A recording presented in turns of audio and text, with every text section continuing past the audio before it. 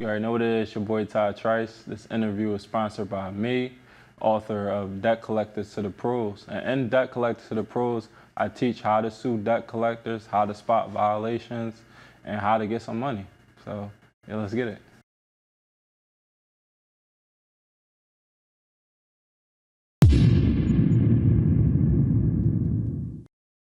Got my guy Trice on the Untold interview. Was good, man. Yeah, I'm chilling, man. How you feeling? I'm chilling, man. It was raining. Yeah, pouring down, but we here. You feel Yes, me? sir. Yes, sir, man. So look, let's dive right into it. Give the audience, what I'm saying, a rundown of, what I'm saying, who you are, where you from. Yeah, so I'm Trice. I'm from Germantown, section of Philadelphia, and I'm a self-published author, entrepreneur, former college ball player. Not too much of a big name in the city, but I'm the guy that, was always on somebody's roster and stuff like that. So I really got into the entrepreneur game because of the COVID. So Okay. our basketball season was canceled and I had to, pivot. I had to find another lane. And, now we were here. All right, so look, man. All right, Germantown. Yes, sir. That's where you from. Yes, sir. You already know. Yeah. All right, so everybody that come up on this show is a question that I ask them. Where do Uptown start and where do Uptown end? Everybody got different answers. Yeah. What is your answer? So my answer is a little different. So Okay. I'll tell you this. If you know where Chew and Haynes is like that little train track right Yep. there. That's Waterview Playground. That's like the division of Mount Airy and Germantown right there to keep it real.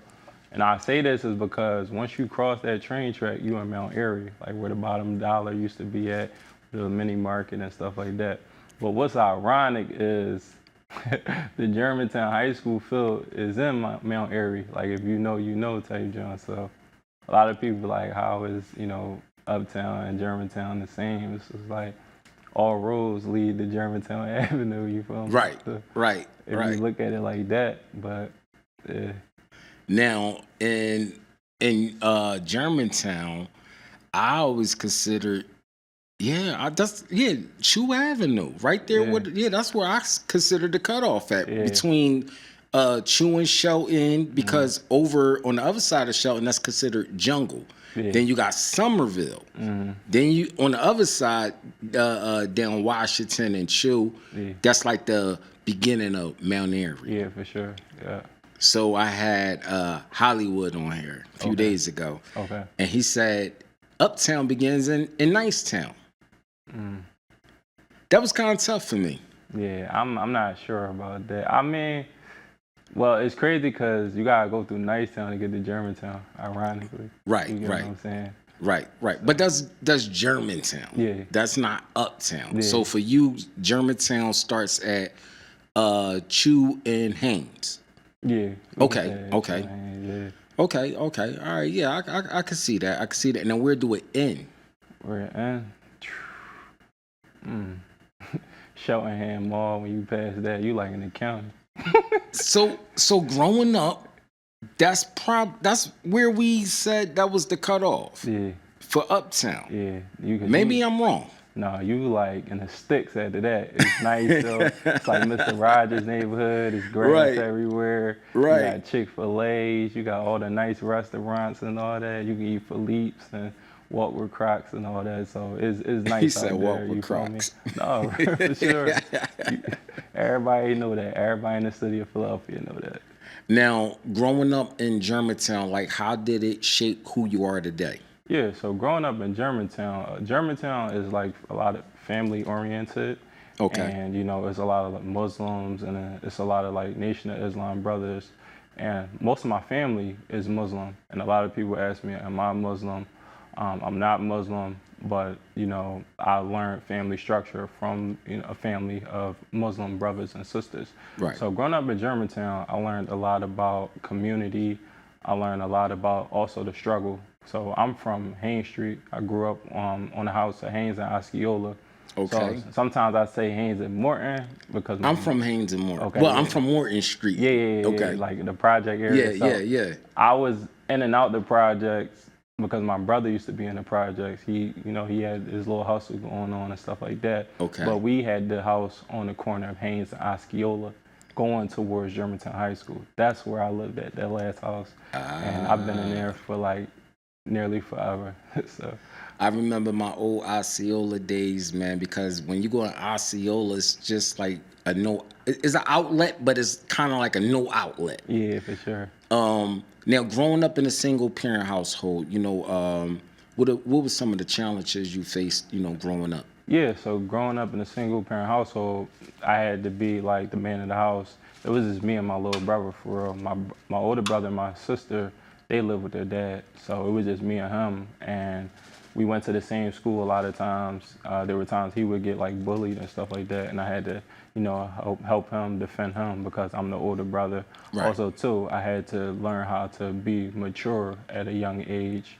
Whether it's, learning how to clean by myself, look after, babysit my little brother, and just, be a role model to him as well. So it was definitely a lot. It was definitely challenging. And seeing my mom, do double shifts and stuff like that, me and her, we started to like bump heads at a certain age. Once I got older, like a teenager is really when I felt like, had that chip on my shoulder. It's like, hey.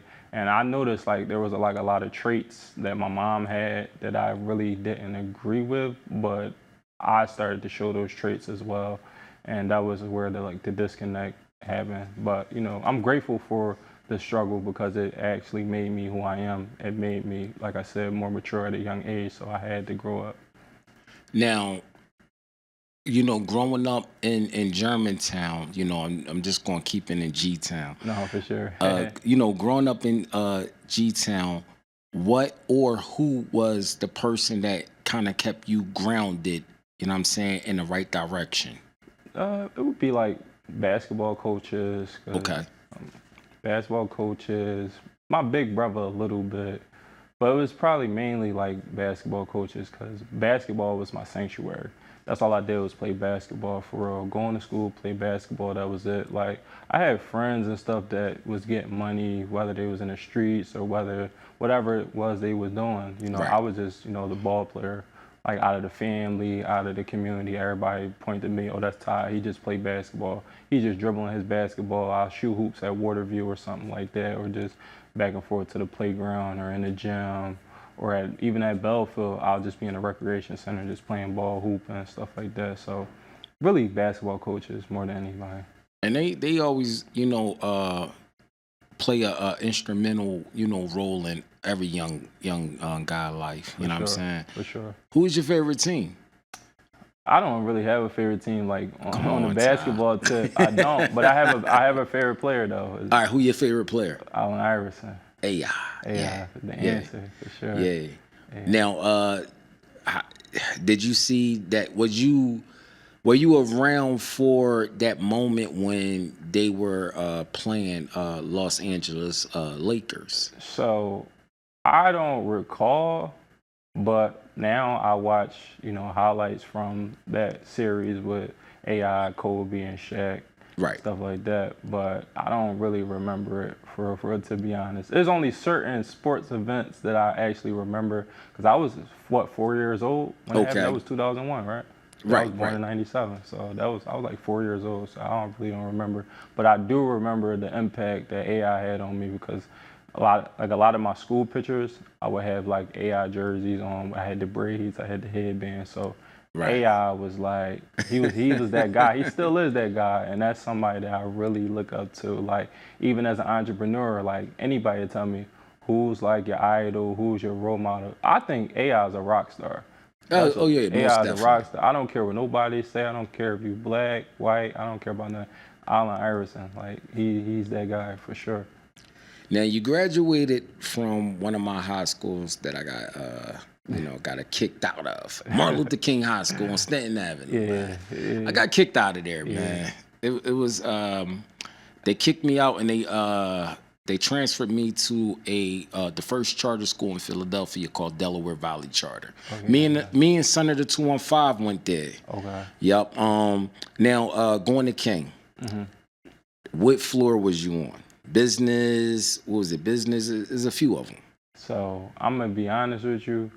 I don't remember the floor too much, Okay. but I will tell you this: like I used to be around the ball players and stuff like that. So the gym periods was weird, and the lunch periods was weird because it'd be like 3 different lunch schedules going on at one time, and it was like a big school.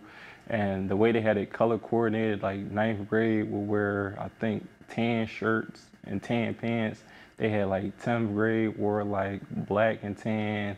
Then 11th grade had like purple shirts. So like when I went there 2014. So it was kind of like, Oh yeah. yeah. So I was in there in 2014. I would have went to Germantown if Germantown didn't close down. But like Right. I was kind of in there like maybe a year after the Germantown high school kids had to go to King or whatever. So it was kind of like it was kind of weird for me because growing up in Germantown, the politics and stuff like that, it was real. I was going in there with everybody in the city, like a lot of people in the city that you can think of that went to King. They was from different hoods. Right. It was like it was real in that joint. I ain't gonna lie, it was real, but definitely still good times though for sure. Now, coming out of King, Mhm. did you go straight to playing college basketball? So what happened was I went to CCP to get Okay. my grades right, and then I transferred to Bucks County Community College, and that's when I played basketball. And I played college ball with them for a year, and then the following year, our season got canceled. I was supposed to be a starter the next year, but COVID happened, and the world shut down.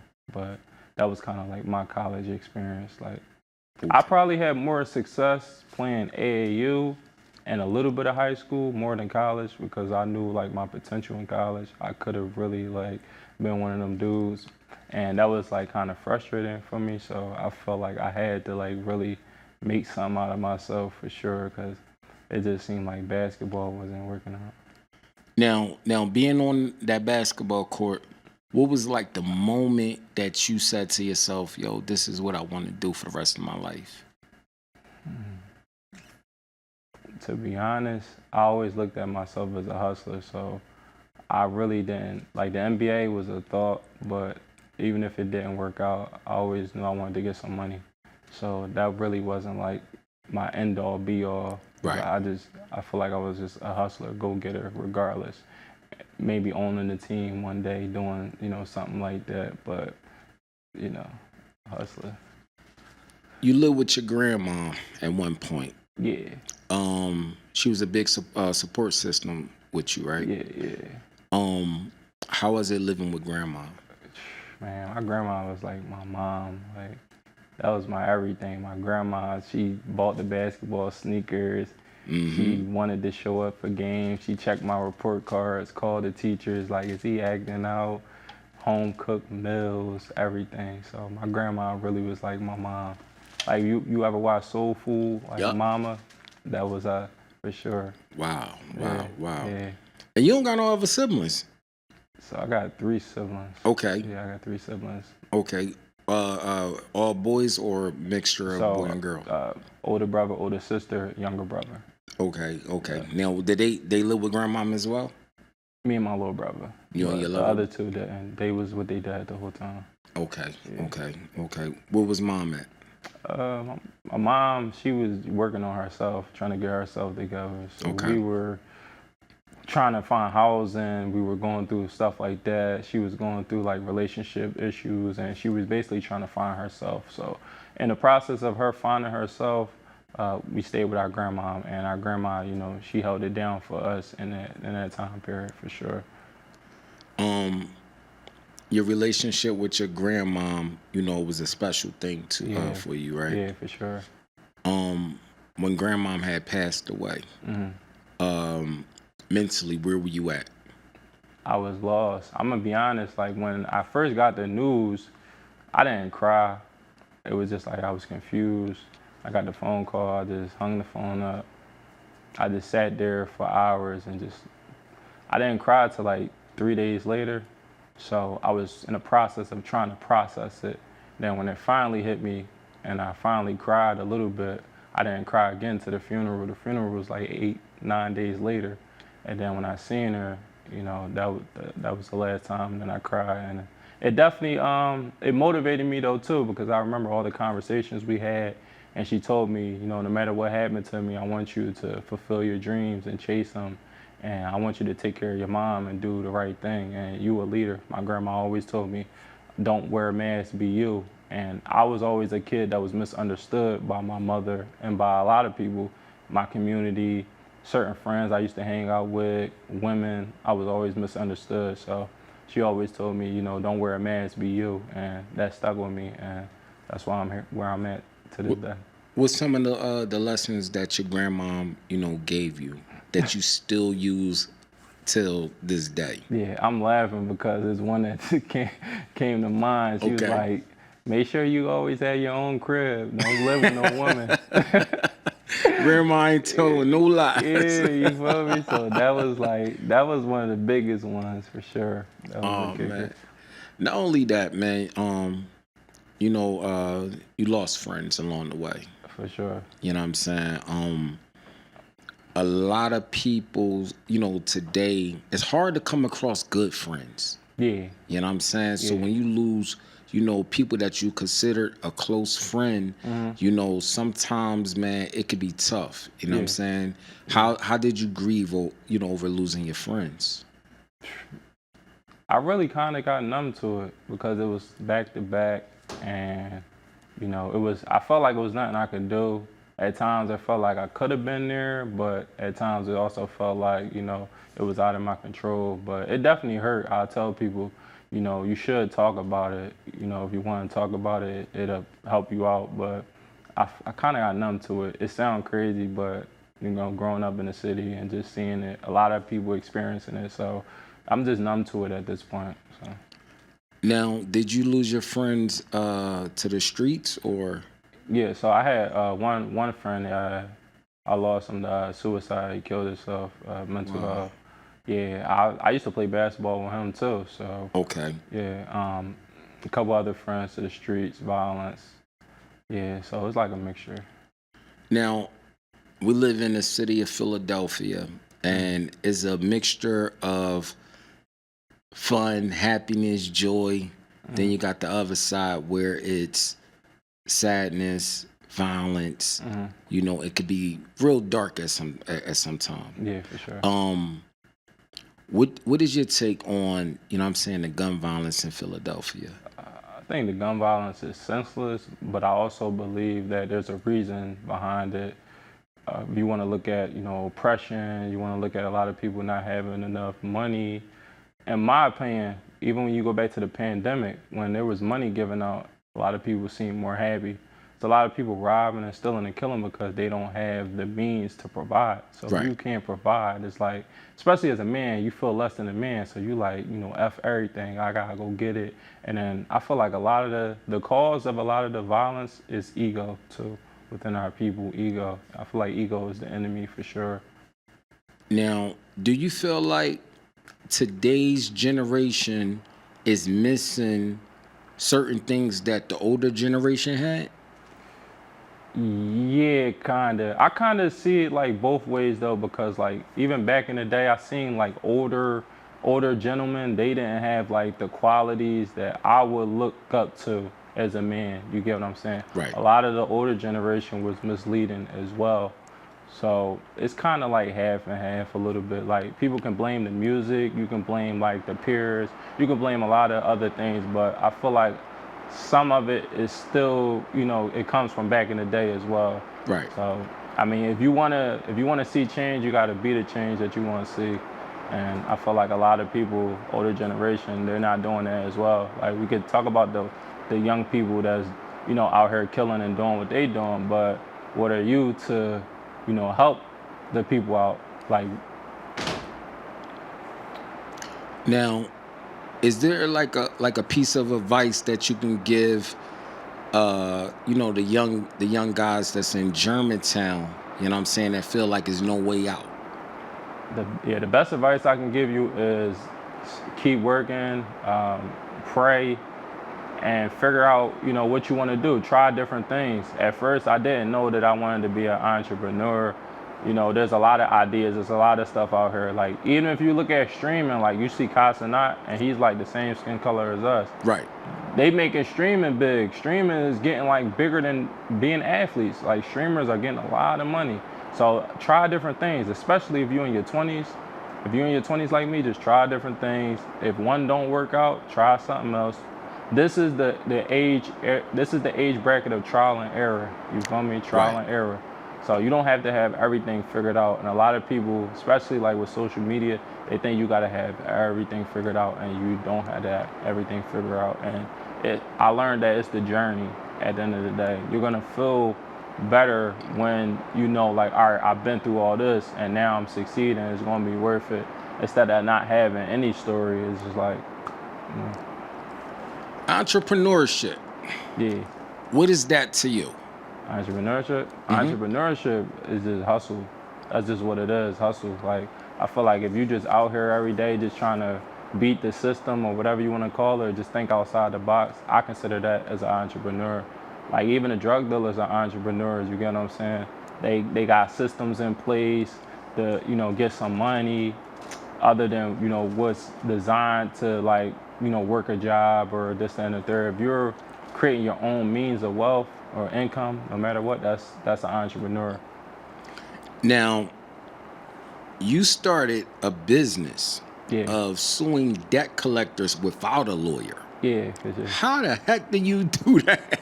Yeah, so it was a girl from New Jersey, her name Bree.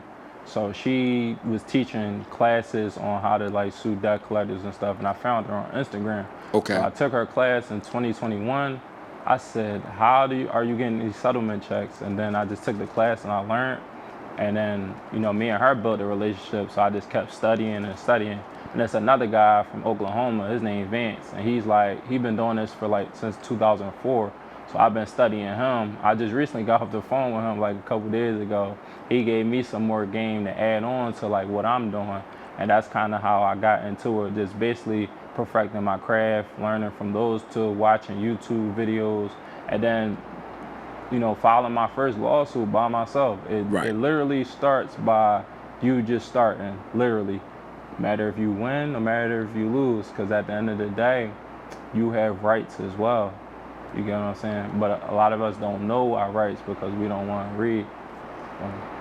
That's a long jump from basketball player to debt collecting, suing, and everything. Yeah, for sure. Yeah. I ain't gonna lie, it is. Sometimes it seems a little surreal, but, you know, I learned that you could do anything. You could do whatever you want to. You can do whatever. Now, when it comes to a person that have say for instance, a person come to you and they have a 400, let's say 350 credit score. And they like, yo, I want to get a house. Yeah. How do you approach them? So the first thing I would do, I would tell them, like, you know, it's a process. Let me see your credit report. You want to have realistic expectations. So I really don't like misleading people. Okay. So I tell them, like, all right, if you want to get a house, let's say you got the 350, 380 credit score or whatever, you're going to have to at least stay down for a year. So if you can't stay down for a year, then, you know, I don't know what to tell you. But in that year, you staying down, you're removing negative items, you're getting your debt waived, because a lot of those clients, they be having a lot of debt. Like, they owe like 50 to 100,000 a lot of the times. And it's like, you can get sued by the companies. Like, the same way I sue them, they'll sue you because you owe money. So I'll consult them, be like, all right, you need to do X, Y, and Z. After we remove the negative items, you need to build your credit report, and then, you know, you go from there. And that's basically what it is. Now, the first client that you ever had, that wanted debt removed from their credit, what was your confidence level? So my confidence level, it wasn't as good as it is now, obviously, but I was like, hey, let's take the risk, let's try it, because it was easier to remove negative items back in 2020. It was much easier. So now we're starting to learn the game and stuff like that. I feel like the system just like, nah, y'all you know too much. Y'all know too much. Y'all been sitting at home. Y'all Right. been studying. Y'all been watching YouTube. Y'all And been doing too much. TikTok. And TikTok, doing too much research. Got the keyboards, got this, got that. Yeah, y'all doing too much. But yeah, it wasn't that as high as it is now, for sure. What is PTP? P2P. I'm sorry. P2P? So P2P, that's the guys. Like that's the mantra. So Okay. P2P is projects to the pros. So I came up with that name because I was a ball player from the project, Clay Morton Homes or whatever, Okay. playing basketball and going to the pros. It just everybody end goal was to play basketball in the NBA. So, and all my close friends, like my homie Sim, Sign, all of us, we all grew up together. We all played basketball. So that's kind of like, and like they're my entourage. So that's kind of what P2P is. We got like our own little thing. Now, is it like a mentorship as well, like for the youngins? Yeah, so we got mentorship. So the mentorship is how to sue debt collectors, how to read a credit report, how to build your credit report to 700, how to get business funding, how to read contracts, contract law, all types of stuff like that. So Now, growing up, especially growing up in, the certain communities within the city, yeah, they don't teach us how to, develop good credit and keep good credit. right. Uh, when you educate people, well, not so much educate people. When you take on new clients, do you also educate them, or do you just provide service? So I educate them and provide service. I do both at the same time. So I like Okay. my clients I like us to be on the same page, and that's very important because I had Right. like a couple times where clients just wasn't on the same page as me, and it just didn't go. It didn't go how I wanted it to go. I like doing business a certain way, so I feel like now, don't get me wrong, there are some clients that just like, hey, just do the service and that's it. Right. But you still have to give some type of education to them so they won't mess it up. Because I could fix it, and then it's like you messing it up at the same time while I'm fixing it. I'm trying to teach you that your utilization is too high, or you got another collection coming in. So it's important to let me know if you know what debt you didn't pay, because they probably sold that to a third-party debt collector, and now it's on the credit report, and we just cleaned your report, and now it's like you barking at me. So it's a little bit of both. Now, what's the downside of being a credit repairer? Unrealistic expectations.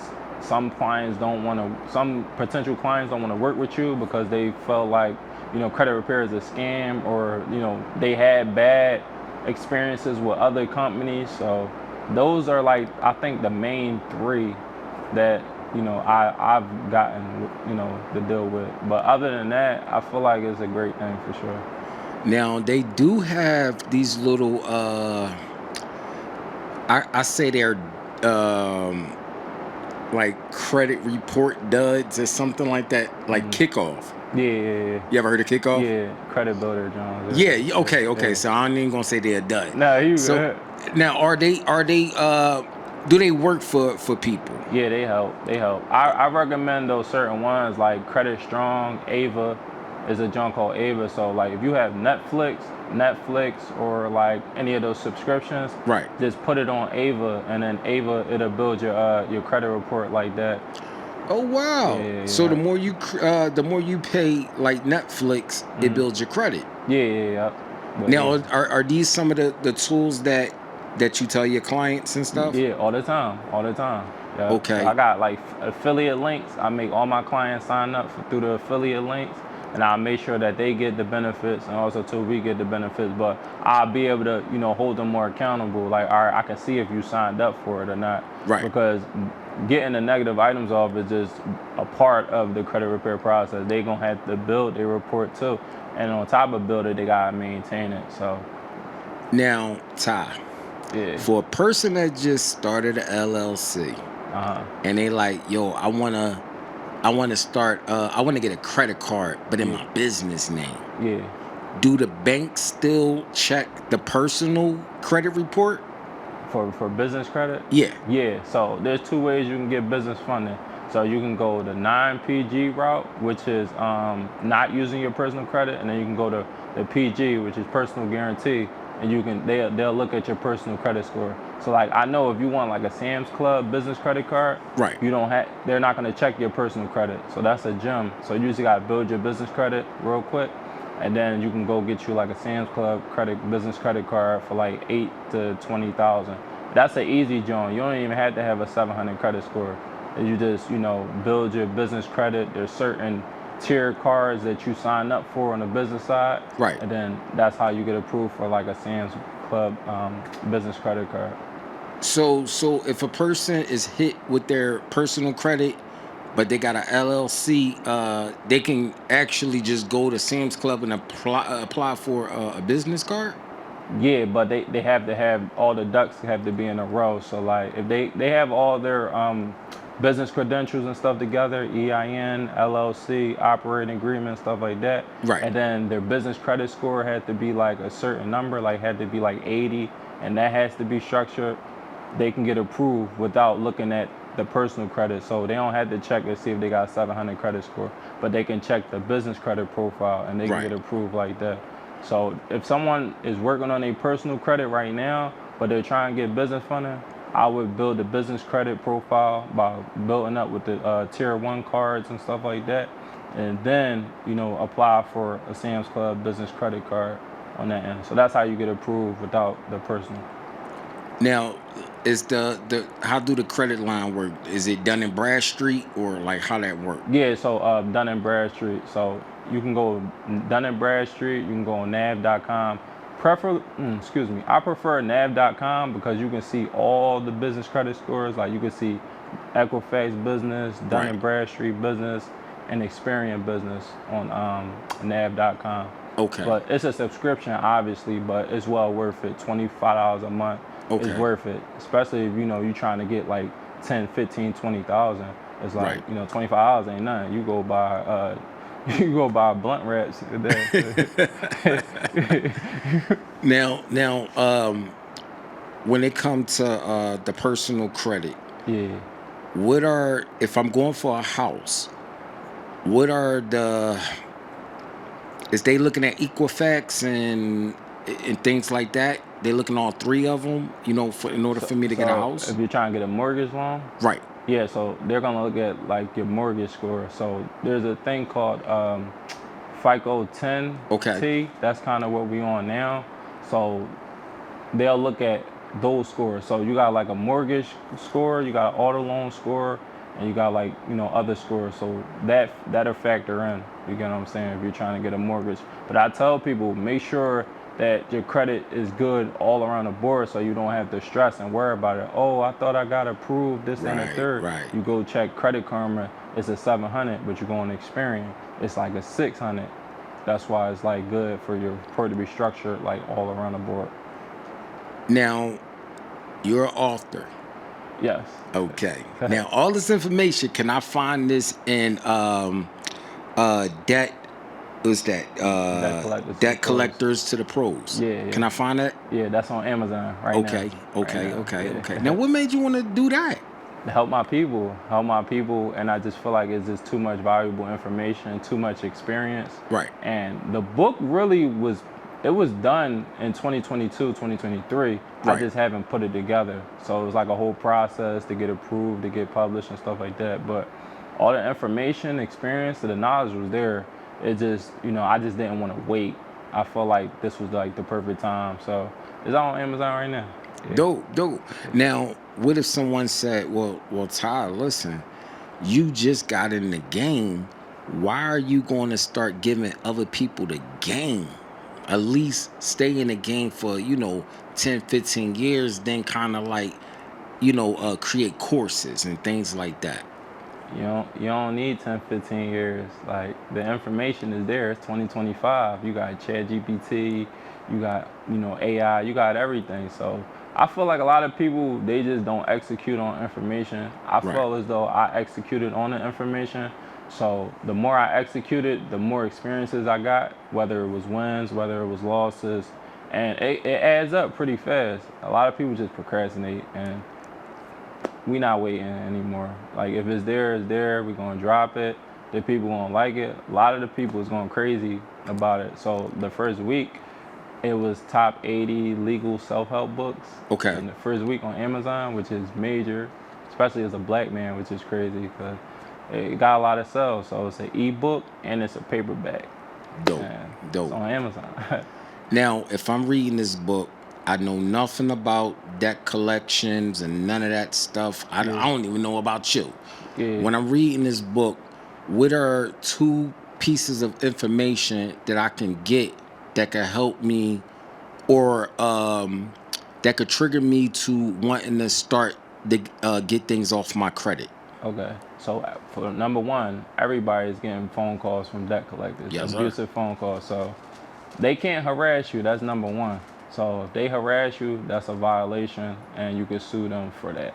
Right? It's a thing called the FDCPA, Fair Debt Collection Practices Act. So Okay. if they harass you or abuse you in any way, that's a lawsuit, and that's $1,000 for you.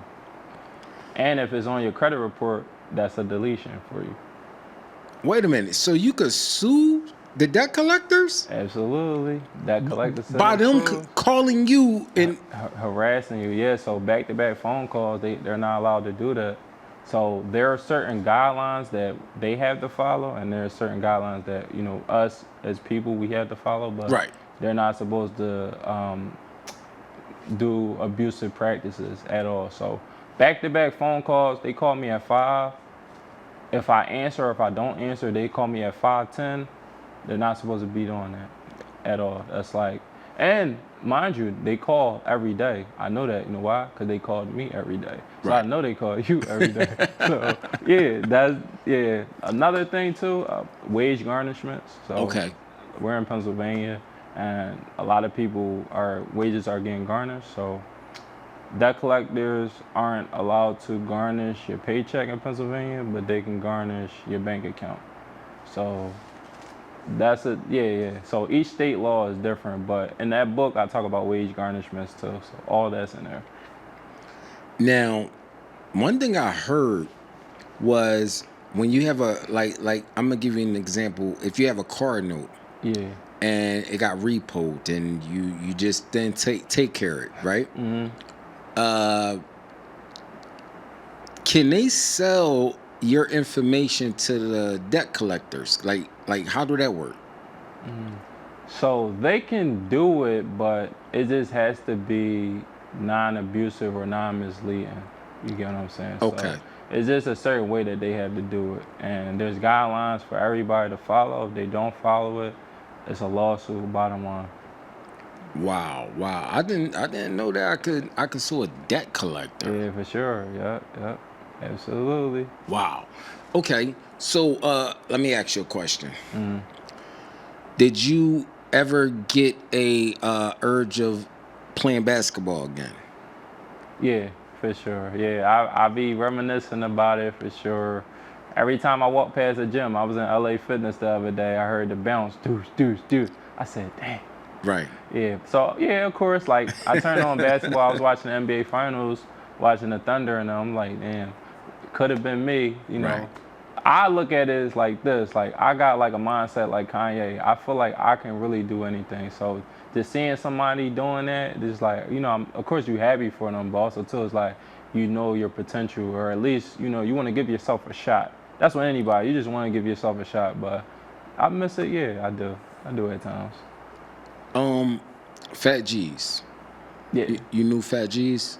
Yeah, that was my homie. That was my credit repair client too. So that was my guy. I met him in high school when I was at Constitution High School playing basketball. Okay. And I used to always see him in the gym. I'm like, damn, he don't even go here. And we had practice at Ben Franklin on Spring Garden. So I'm like, he don't go here. How is he in here every day? So we just see each other, speak, shake hands and stuff like that. So we built a little relationship then. But when I started like doing the credit repair stuff like that, he reached out to me and he was like, yo, what's up? How you been? Chilling. I said, I'm good. How about you? I see you doing things, rapping and stuff like that.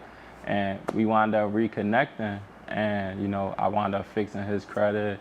And then we started talking about life and doing other things, and you know, we started locking back in. The passing of Fat G's. Yeah. Where was you at when you got that news? Man, I was home. I was on the phone. I was on the phone with a shorty. I was on the phone with a girl, and I got like a text, and he was like, "Yo," somebody was like, "Damn, you heard about what happened to Fat?" I'm like, "What are you talking about?" So I go on Instagram. I'm just going through comments and stuff, and I went on his page, and it was like somebody's like "R.I.P. Fat G's." I'm like, "What? What the fuck is going on?" So I literally talked to him a week before he passed away, and he, we was getting, reacquainted with everything because I did fix his credit, but then I checked his credit. He had like a new debt collector on there, so he was like, "Yo, bro, I'm about to have a daughter on the way, so I'm gonna need your help. I'm trying to do some business funding. I'm trying to, do certain things." And me and him Ben had this planned out because he wanted like funding and stuff for his rap career and stuff like that. And Right. I was the one. A lot of people don't know this. I held him accountable on like a lot of things because it's like, bro, I see your potential.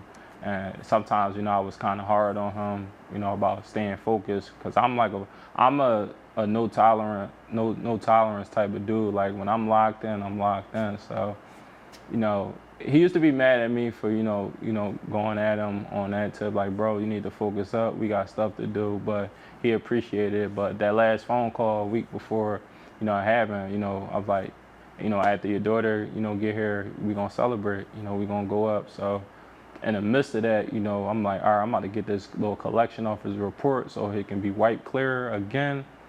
And then a week later, it's just like, that's crazy, bro. Like, I know it's a sensitive topic still to this day. Right. Um,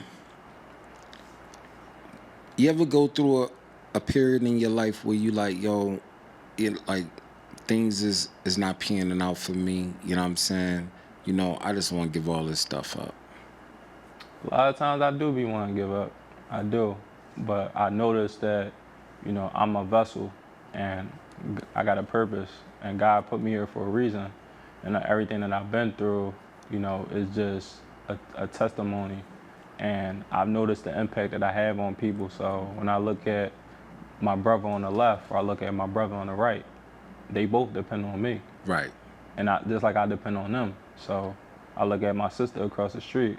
She depend on me. I depend on her. So I know I gotta keep going, but it be days where I be want to give up, and I'm pretty sure a lot of other people do too. But ultimately, I ain't gonna stop. Show don't stop. There's a question that I ask, a majority of my guests. The question is this: if you lose everything today, who's that one person that you can call that'll put you on the right track? I say my homie Sim, Okay. my man Sim. So we grew up together, and it's crazy because I used to be down Logan a lot while I lived down Germantown. I used to be back and forth down Logan because I had family down there, and he be helping me out with the community events. So he has his brand still in motion, and I Right. have P2P. So I'm in P2P. He's still in motion. I'm still in motion. He P2P. So we do a lot of collabs and stuff like that. But that's somebody that really got my back through everything. If I need this, like, yo, like, you cool, this and the third. And all my day one homies is like that, for real, for real. Like, they make sure I'm good, and that's why I love them. Like, they my brothers. Like, that bond is like real different. So I'm thankful for the friends that I do have. But that's one person I could say, like, for sure, I know, like, that's really gonna come through, and that's really gonna, like, yo, like, you got this. We gonna be good, like, for sure. Ty, when it's all said and done, Yeah. how do you want your legacy to be remembered? Yeah, that's a deep one. So I want my legacy to be remembered as by somebody who really cared, somebody who loved deep, someone who poured into others, someone who wasn't just an entrepreneur, someone who was a humanitarian, someone who had a story. I want to be like one of those Tupacs of this generation. Like, I want to be that. Like, I want to be somebody that, that really cared. Because a lot of times I come off as nonchalant, and I come off as nonchalant because I care too much at times. Where Right. it feel like the world is, weighing me down. But I just want to be somebody that, remember is like, you know, a huge deal, not only to the community but to the world. And I'm the type of person, I don't see people as like black, white. You could be green, you could be purple. I love who love me, and I also love all too, which is kind of like, you know, that's who I am. That's who I want to be remembered as. You got kids? No. You want kids? Yeah, for sure. But I He want said no. I want to make sure that, financially I'm good. I want to be able to provide them, the childhood that I didn't have. Right. And I want to make sure that, I want to make sure it's by the right person. Right. I want to make sure it's by the right woman. She has to be a mirror of me, and she has to have a certain heart posture, and she can't be about the money. She has to be a woman of God, and that's not like being perfect, because I'm not super religious, but if you tell me that you about God, and you show me that you about God, that shows me everything I need to know. Like, you get what I'm saying? She gotta be a God-fearing woman. Yeah, for sure. Like, I know that you wouldn't do certain things to me. I know that if I'm out here, you're gonna protect my name behind my back. I know that God forbid something happened to me, I know my kids gonna be good. Right. You get what I'm saying? I know my legacy is gonna continue. So I'm real picky about that. So I ain't really in no rush, but I definitely want to have kids for sure. What does that word trust mean to you? Trust means everything. That means everything. It's crazy that you said that, right? I was listening to like the DMX video when he was like, it takes too much to not trust somebody, trust someone to Right. be themselves. And that's a true thing, because it'll give you anxiety too when you be like, yeah, I can't trust nobody. Like, it's too much energy, it's too much anxiety, and a lot of times you really have to trust people to be themselves. So I don't hate people. I don't, like I said, I love all, but really trust do mean everything. But I trust you if if you show me that you're a snake, or I trust you if you're an enemy. You show me that, you're exposing yourself. So I trust that version of you. I trust who you are. Right. And a lot of people say they genuine, or they say it's pure, but a lot of times you can read through that. And then somebody who's thorough, or somebody who's pure, they don't even have to say it. You get what I'm saying? You just know what's up. But that means everything, literally. Now, you ever been in a situation where somebody broke your trust? Yeah, plenty of times, for sure, plenty of times. And I blame that on me, because Why? I take accountability, because you gave that power to somebody when you do that. You gave that power. So it's like, yeah, at the end of the day, yeah, somebody did something to you, but also too, it's like, what part did you play? It could have been avoided. You gave them that power. You gave them that trust. So sometimes you have to go back to the drawing board and say, like, all right, yeah, they broke the trust, but also too, what part did I play in that? I gave them that trust. You get what I'm saying? I expected too much out of people. And that'd be the thing too. We had these high expectations of people more than we have of ourselves. And that's the kicker every time. And it's just like, we all human at the end of the day. You get what I'm saying? So nobody's perfect, but that expectation you had on that person was the letdown. More Right. than who the person is, that was the letdown. I know somebody that said, you know what? I put, people get 50% of me. Yeah. And the other 50%, I keep just in case they F me over, Yeah. hurt me, break my heart, backstab me, things like that. It's not that they gave me room where I could move on. Yeah. Do you believe that? A little bit, kind of. Yeah, but I feel like even that is kind of like too much anxiety right there. Just like, I try to just let things be. Right, Just, right. try to live, take it, day by day. Because sometimes, too, the mind will play a lot of tricks on you, overthinking. You just don't know. Like, that's just like somebody, oh, she's cheating or he's cheating. You don't really know until you know. You Till know you what I'm know. saying? Yep. So it's like, I just play my role, do what I can do, and just let it be. But they say the powers that be. It's a song called Nas by Nas and Rick Ross. I listen to that song a lot. Okay. Powers that be. Just let things be. Let things happen, and whatever it is, it'll expose itself for sure. But I ain't bugging. Now, speaking of music, man, what type of music you listen to? So Jay-Z, my favorite rapper. Okay. Jay-Z, my favorite rapper. Yeah, Jay-Z, hold my Now, favorite the rapper. old Jay-Z or down or both? Both. Okay. Both, Okay. yeah. Why's that? Jay-Z he talked different. Like he gave me so much game. Like he gave you so much game on them albums, and then just he foresighted what he was going to do. He told you back in 2000 what he was going to do as far as being a billionaire and doing all that. Like he gave you the game before you saw the game. Right. So like there's everything about him, the way he carry himself, the way he talk, his music, it's just like his flow. He's just different. He just one of them ones, bro. I'm gonna bring that old question back since you said that Jay-Z's your favorite rapper. Yeah. $500,000 or a nice little dinner with Jay-Z? I love Hov, but I'm taking I'm taking the pound every time. You heard? I'm taking the 500,000 every time. And Hov my man, but bro, listen, we from the germ. I gotta get it. Right. Because you can buy his old albums and study all of that. Yeah, you feel me? Absolutely. But, Now, with today's music, it's become a dangerous sport, and I'm just gonna marginalize it to hip hop. yeah. It become a dangerous sport. What's your take on today's rappers? Drill music? Or anything? I mean, drill music, that music, because we lost a lot of rappers. Yeah. And few of them, Puerto Rico charge. Yeah, crazy. And some of them are sitting in the jail cell right now. Yeah.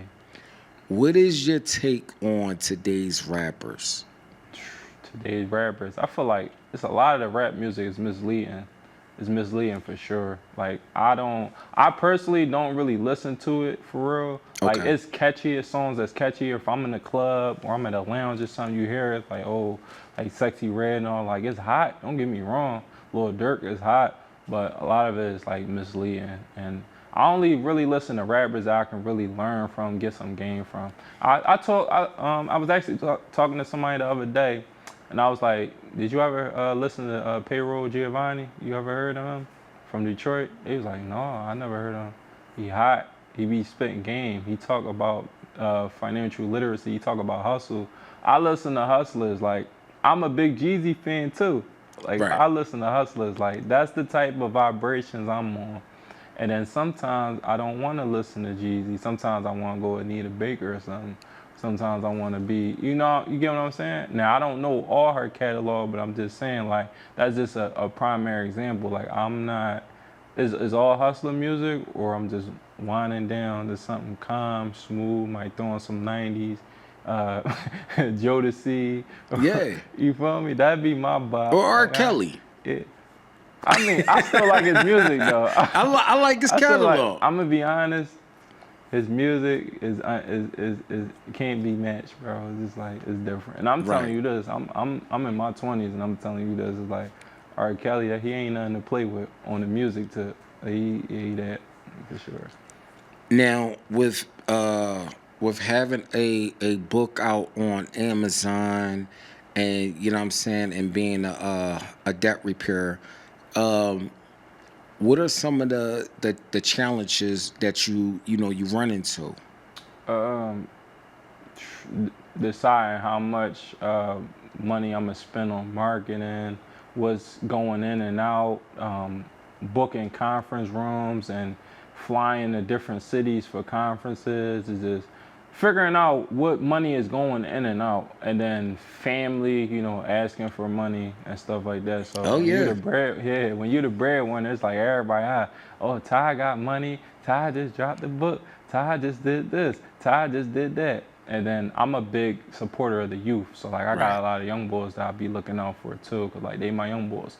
I don't care what nobody say. I'm looking out for the kids before I look out for the adults. Right. You feel what Right. I'm saying? Cause I was a kid. There were times I didn't have. So like I'm all for the youth. So it's a lot of pressure. It definitely is, and you definitely got to move a certain way because all eyes are on you. The evil eyes. Everybody just think, oh yeah, Ty, he up, he's super up. They see the office space downtown. They see everything, but what they don't see is 2020. They don't see 2019. They don't see middle school basketball. They don't see high school basketball. They don't see college basketball. They don't see failures. They don't Right. see the late nights, 2 in the morning, sitting in the chair with the laptop falling on the floor, breaking on the floor. They don't see stuff like that. They don't see Zoom calls and they don't see it. They just don't see all that. But that's what come with it. I'd rather it be like that. Now, what would what would you say to your younger self today? Today. Keep going, because you're going to be a bad mother. Watch your mouth. Yeah. Yeah, keep going. Because I'm going to be honest, I be having to, like, pinch myself sometimes because I came a long way. Right. Long Right. way, especially growing up in the projects, a long way. If you told me that I'll be where I'm at today, I wouldn't believe it. I wouldn't. And I'm having fun right now. You started your business during COVID. Am I Yeah, correct? yeah. That was a pretty dreadful time for the world. Yeah. Deaths happening every day. Mm-hmm. The world shutting down. Mm-hmm. The value of money wasn't even there. Yeah. And during that time, how did that COVID-19, how did it affect you? It affected me because it gave me a lot of time to think about who I was. Okay. And I didn't want to be remembered as just a ball player, and the world shutting down. It's like, damn, like we don't really have control over nothing for real. All the Right. stores closed down, everything boarded up, all these riots, all types of stuff. It's like, damn, I ain't really got no control over nothing. Like we gotta stay in the crib. It's just like, and then there's no basketball going on. It's like, who are you? Like who really are you? So I had to really sit down and think like, come on, I gotta be more than this, more than just a basketball player. So just sitting down, just reading, just learning myself, learning, spirituality and just getting close to God too. And just that was like a big wake up call for me, COVID. But it was also my biggest blessing in disguise because it helped me grow into who I am now. Right. Right. My last question, Ty. Mm-hmm. What is one thing no one know about you, but they should? One thing that they know of. So I got two things. One of them, I used to ballroom dance. So like, yeah, I'm saucy like Wait that. a minute. That got me. That got me. Yeah. So a lot of people don't know that. I love watching Dancing with the Stars. So Awesome. I got into ballroom dancing from elementary school. So it was a part of the curriculum. So they had people come there and stuff like that to teach us a little something. Okay. But then this program director guy, his name David, he had like a slick ponytail. I used to tell my mom, right, he like vampire from Brooklyn. He's a black guy? Yeah. So he had the pony slick back. I used to call him vampire from Brooklyn. So Right. it was like a program and stuff down Center City, and he's like, yo, Tyree, he's pretty good. So yeah, you think, you should get him to sign up and all that. Went down there, signed up. I just started doing it, and then I just started seeing like little random girls on the block, like, you want to dance with me? Some of them be like, ew, no. Some of them like will dance and stuff like that. So So now do the girl that potentially wanna be your girl, do she have to ballroom dance?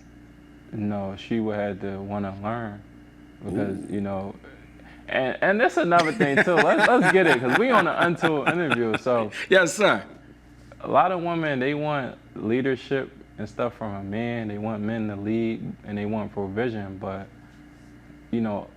y'all have to relax and be quiet and let us do our thing. You feel me? So it's just like trying new things, different things. Cause I would try stuff that you asked me to try. I would try it. So it's like it don't hurt with trying. Like you get what I'm saying? Right. Even on the credit tip, you don't have to like have good credit or like care about it at first, but try, learn, try. All I ask is like trying. Right. So, but yeah, ballroom dancer, that's definitely gonna be one of the dates. You know, salsa, waltz, tango, we on all that. But you probably didn't even tell that I was on that. That was that went on my head. I'm Yeah. like ballroom. Now you said it was two. What's It the was, second one? Yeah, so it's like a personal thing. So last year I was diagnosed with cancer. Okay. Last year, and that was like a rough time for me, a dark time for me. And it happened. It was on my birthday, and I wound up choking on my food, and then the food wound up going down. But the doctor was like, "We found something else." So I was going through that whole phase, and it was a scary time for me for sure. But it was like the biggest wake up call, and it made me get more serious about my health.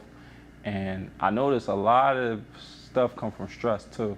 Stress plays a huge role in a lot of diseases and the foods that we eat and our gut health and stuff. And that was probably one of the things I had to really turn to God for, because you know, having good friends and stuff, it helps for sure. But when you in them operating rooms and when you around doctors and when you doing all these tests and stuff like that, man, you gotta turn to Creator for that one. So that's one thing that, you know, I want people to know. What kind of cancer were you diagnosed with? It was a thymoma. It's like a thymus gland. It's Okay. rare, so it's like probably a few people in the United States have that. It's like super rare. So, you know, but it was more on a benign side, so it's not spreading. So it's just more on the benign side. So basically it's like it was a tumor, it's not spreading anywhere, stuff like that. So doctors was like, he's making miraculous progress, this, that, and the third. But also too, it was just so mentally exhausted because I've never been in that situation. Like I had broke my arm before, tore my meniscus playing basketball, broke my ankle in 3 places, torn ligaments, but I never really been in that situation. But that situation helped me really, it built adversity. It built a lot of character and it built adversity in me. And it showed me something I didn't know I had. And that was like real faith, because I could have gave up right there, especially like with all the stuff I'm going through. But I still managed to show up for people and show up for myself. And that's like true character right there. That's true growth. Right. Now, when you're in that hospital, Yeah. are you like, what's going through your head? Like, because I mean, do you smoke, drink, and things like that? Once in a blue. I'm more like social. So if it's like an event, or it gotta be like every 6 months, or a birthday or New Year's or something like that. But I'm not no heavy. I don't even really like those type of activities. So I know, like you laying in that hospital, like, yo, I'm healthy. Yeah. They is like, nah, not what these tests looking like. Right. So mentally, are you like, are you scared, or are you just like in shock? So the first week I was scared. Like the first night I was for sure scared. Right. And then after a while, you know, I just started to pray, and I just noticed like you got through a lot of other stuff too. You know, there's just another hurdle. It's just another, you know, part of your story. Right. And when I started to think like that, it got a little easier and doable. But it was definitely frightening at first. But I'm still thankful for it, because like I said, it showed me a side of myself I didn't know I had.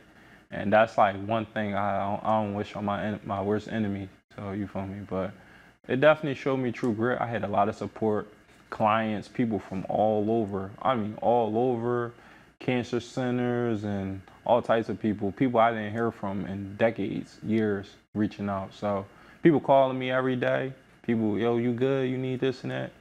And I inspired a lot of people. People like, yo, you did all this. Why you going through that? Inspiring. So, yeah, I'm thankful. You already know what it is, your boy Trice. This interview is sponsored by me, author of Debt Collectors to the Pros. And in Debt Collectors to the Pros, I teach how to sue debt collectors, how to spot violations, and how to get some money. So, yeah, let's get it.